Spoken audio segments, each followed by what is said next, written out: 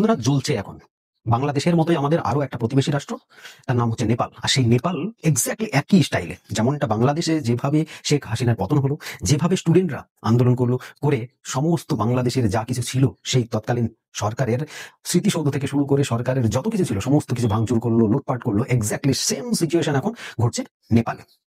নেপালের কেপি ওলি শর্মা আপনারা সকলেই এর আগে নাম শুনেছেন, কারণ তিনি এমন ভাবে ভারতের বিপক্ষে ছিলেন যে প্রত্যেকবার আমাদের ভারতের রাজনীতিতে সেই নেপালের কেপি ওলি শর্মার নাম কিন্তু উঠে এসেছে। কারণ কি, যেখানেই ভারত এবং চীনের কোনো দ্বন্দ্ব, সেই জায়গায় কেপি ওলি কিন্তু ওপেনলি সাপোর্ট করতো চীনকে।